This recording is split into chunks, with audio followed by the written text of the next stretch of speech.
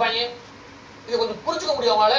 இந்த 1020 கோடி நாட்டை விட்டு வெளியே போகுது. இப்ப 11 இறுதியாக உங்களுக்கு சொல்றேன், 2 விதமான பட்ஜெட் KN நேரு கீழ வருது. ஒண்ணு மத்திய அரசு ஒதுக்கக்கூடிய 50,000 கோடி ஒவ்வொரு வருஷம். இதை தவிர மாநில அரசுலயே அது ஒதுக்கக்கூடிய ஒரு நிதி ஒரு 30,000 கோடி. ஏறக்குறைய 80 1 லட்சம் கோடி இவருடைய டிபார்ட்மெண்ட்ல ஒரு வருஷத்துக்கு புழங்குது. இதுல 10% கமிஷனை வெளியே எடுத்தான்னு வச்சுக்கோங்க, எவ்வளவு வரும்? 10,000 கோடி. கடந்த 4.25 வருஷம் 5 வருஷம் ஆட்சியில் எவ்வளவு சம்பாதிச்சுப்பாங்க? எவ்வளவு சம்பாதிச்சுப்பாங்க? 50,000 கோடி. இந்த 50,000 கோடி நாட்டை விட்டு போயிருச்சுன்னா நீ பிச்சை தாண்டா இருக்கணும். மக்கள் ஏதாவது புரியுதா? நீ பிச்சை தான் இருக்கணும். இந்த ஊர்ல கொள்ளடிக்கிற காசு இந்த ஊர்ல இருந்த கூட பரவாயில்ல. ஏதோ நீ அடிச்சிட்டாங்க, ஏதோ ஃபேக்டரி கட்டுறாங்க, ஏதோ பண்றாங்கன்னு வச்சுக்கவேன், ஸ்கூல் கட்டுறாங்க, ஃபேக்டரி கட்டுறான்னு வச்சுக்கவேன், அது இங்கே எப்படியே காசா புழங்கி மக்களுக்கு மறைமுக வேலை வாய்ப்பாக கிடைக்கும். ஆனா நீங்க கொள்ளையடிச்ச காசு நாட்டுக்கு வெளியே அனுப்பிடுறாங்க. நீங்க உண்மையிலேயே சொல்றேன், ஒரு கொடூரமான ஆளுகளை, ஒரு கொள்ளைக்காரனை தான் நாட்டுக்கு வச்சிருக்கீங்க. இப்ப கொள்ளையடிச்சு நாட்டுக்கு வெளியே அனுப்பிடுறீங்க. நீங்க துபாயில கட்டட வளர்ந்து போதுங்க, அதெல்லாம் அந்த ஊர் காசு தான் பார்த்து அடிச்சுறாங்க. நம்ம ஊர் காசு தான், வேற யாரும் கிடையாது. நீ அடிக்காத கொள்ள அந்த காசு அப்படியே வெளியே போகுது, அங்க போய் ஹவாலா பணம் சுத்துது. இதோட முதலீடுகள் தான் அங்க இருக்கு. நம்ம ஊர்ல நம்மள கொள்ளையடிச்ச காசு தான் அந்த ஊர் டெவலப் ஆகுது. எப்படி? ஹவாலா பணமா இவங்க நடத்துறானுங்க. இதாவது அறிவு வருது நமக்கு. இதுக்கு மேல உங்களுக்கு என்ன ஆதாரம் தேவை? KN நேரு எந்த அளவுக்கு நேர்மையான மனுஷன். இந்த ஆள் மேல ஒரு எஃப்ஐஆர் போறதுக்கு கடந்த ஒரு வருஷமா அலையுது. லஞ்ச ஒழிப்புத்துறை வழக்கு போட சொல்லி ED ஒரு வருஷமா அலையுது. கோர்ட்டுக்கு போய் நிக்குது. போடவே மாட்டேன்னு தாஜா காந்தி MK ஸ்டாலின் கவர்மெண்ட். ஏன்னா இந்த ஆள் 50,000 கோடி சம்பாதிச்சாங்கன்னா அது குறைஞ்சது 15,000 கோடி வாங்கி சாப்பிட்டது இல்லாட்டி வாங்கி போட்டது யாரா இருப்பாரு?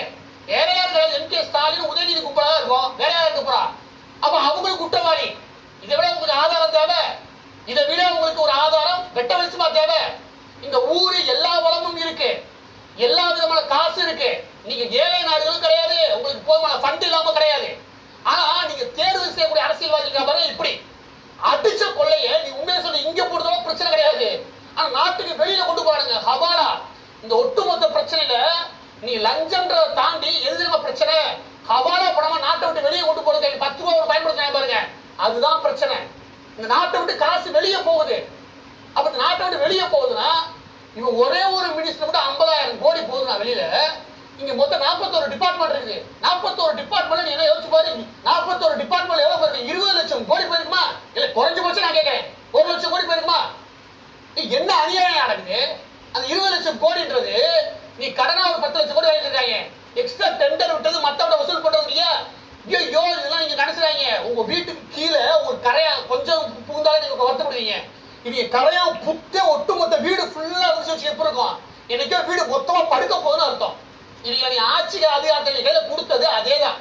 இதை கூட புரிஞ்சுக்க முடியலன்னு வச்சுக்கோங்க. இதுக்கு மேல நம்மளை காப்பாத்துறது கஷ்டம். இதுக்கு மேல எவனா ஒருத்தன் இதெல்லாம் திருந்தலன்னு வச்சுக்கோ, நீனே ஒரு 4-5 வருஷமா பார்த்து நாட்டை காலி விட்டு எடா போயிரு. ஏன்னா நீங்க வாங்கி வச்சிருக்க கடனுக்கு வட்டியை நம்ம வருஷம் 65,000 75,000 கோடி கட்டணும். இருக்கிற கடனும் நம்ம தலையில தான். வாங்கி சாப்பிட்டது இவங்க. ஒதுக்குற பட்ஜெட் மட்டும் கிடையாது, எக்ஸ்ட்ரா கடை வாங்கி அதையும் கொள்ளி அடிச்சிருக்கானுங்க. எனவே யாராவது நீங்க நல்லா வாழ நினைச்சீங்கன்னா எனக்கு தெரிஞ்சு இப்போதைக்கு வாழ்றது கஷ்டம். நீங்க திருந்தினால ஒழிய இது திருந்ததுக்கு வாய்ப்பு இருக்கு. ஆனா என்ன, எல்லாம் முடிச்சுட்டு கணக்கு வழக்க கடைசியா எலெக்ஷன் டைம் உங்களுக்கு 2,000 3,000 கொடுத்து பிரியாணி போடுறத கொடுத்து எல்லா பேருக்கு தண்ணி வாங்கி கொடுத்து வச்சுக்கவேன், வெக்கமே இல்லாம ஓட்டு போறேன்னு வச்சுக்கவேன், நீங்க வாழ்றதுக்கு தகுதியே கிடையாது.